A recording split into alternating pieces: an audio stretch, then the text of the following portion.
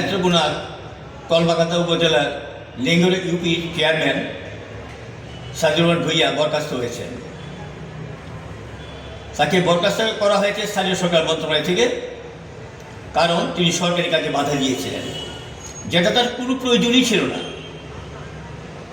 অবৈধ জায়গা দখল করে সেখানে মার্কেট নির্মাণ করছিল। এই খবর পেয়ে ইউনো ম্যাজিস্ট্রেট এবং পুলিশের লোকজন গিয়ে এই যে বেআইনিভাবে কাজটা করছিল তাকে গ্রেপ্তার করেছে। এই খবর পাওয়ার পর এই চেয়ারম্যান সাহেব নিজে গিয়ে বাকবিতণ্ডা শুরু করলেন, অশুভণ্য আচরণ করলেন যে চেয়ারম্যানকে না জানিয়ে কোনো কিছু করা যাবে না, মোবাইল পরিচালনা করা যাবে না, এটা নাকি চেয়ারম্যানের আইন। এখন আপনারাই ভাবুন, একজন চেয়ারম্যান প্রশাসনের সাথে কি দুর্ব্যবহার করল।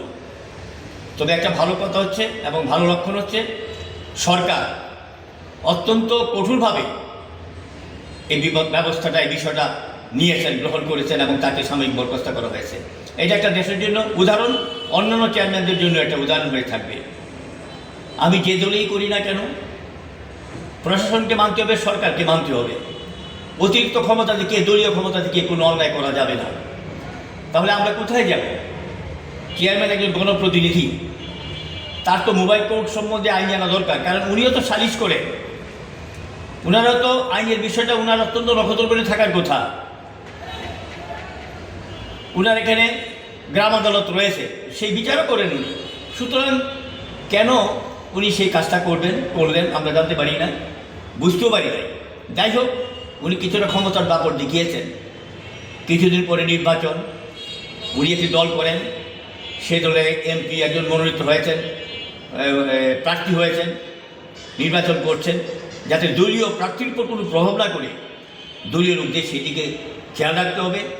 কারণ জনগণ কোন দিকে কাকে ভোট দিবে কেউ বলতে পারে না। নির্বাচনের 1 মিনিট আগেও সেটা বলা যায় না, যে কোনো সময় চেঞ্জ হয়ে যেতে পারে আমরা মনে করি। সুতরাং আমাদের বক্তব্য হচ্ছে, একটা সুন্দর সাবলীল দেশ ভালোভাবে চলবে, প্রশাসন প্রশাসনের জায়গায় থাকবে, বিচার বিভাগ বিচার বিভাগের জায়গায় থাকবে, সাংবাদিকরা সাংবাদিকদের জায়গায় থাকবে, শিক্ষকরা শিক্ষকের মর্যাদার সঙ্গে স্কুল কলেজে পড়াশোনা করবে।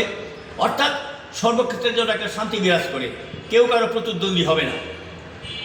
সরকার আসে, সরকার যায়, কিন্তু জনগণ তাদের এই কাজেই থাকে। আমরা এমন কোনো কাজ করব না যে সরকারকে বিভ্রান্ত করতে পারি, ব্যতিব্যস্ত করতে পারি, অন্যায় আচরণ করতে পারি। এই জিনিসটা করা যাবে না। আর সরকার যদি ভুল করে, সমাজের সকল স্তরের দায়িত্ব হচ্ছে সেই ভুলটাকে ধরিয়ে দেওয়া। এটা চেয়ারম্যানের দায়িত্ব হচ্ছে, শিক্ষকদের দায়িত্ব হচ্ছে, সাংবাদিকদের দায়িত্ব হচ্ছে, সর্বস্তরের সবারই দায়িত্ব আছে বলে আমি মনে করি।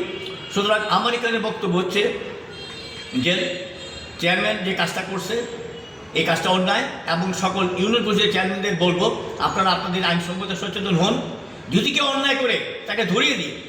তাকে তো সহযোগিতা করার কথা ছিল, উচিত ছিল যে উপজেলা ম্যাজিস্ট্রেট যে গেলেন এবং ইউনো যে গেলেন তাকে সহযোগিতা করা, না করে তিনি উল্টা ধমক দেওয়া শুরু করলেন, বলে যে এটা চেয়ারম্যানের আইন। চেয়ারম্যান এই ধরনের আইনগুলো তো আমরা কিছুই জানি না। চেয়ারম্যান নিজস্ব কোনো তো আইন নাই, সরকারের আইন বাস্তবায়ন করার জন্য তারা গেছে। সুতরাং প্রশাসন যে উদ্যোগটা নিয়েছে, সরকার যে উদ্যোগটা নিয়েছে, তাকে ধন্যবাদ জানাই, সাধুবাদ জানাই, এবং সকল চেয়ারম্যানের উদ্দেশ্যে বলবো, আপনারা সুন্দরভাবে দেশ চালান। সবাইকে ধন্যবাদ।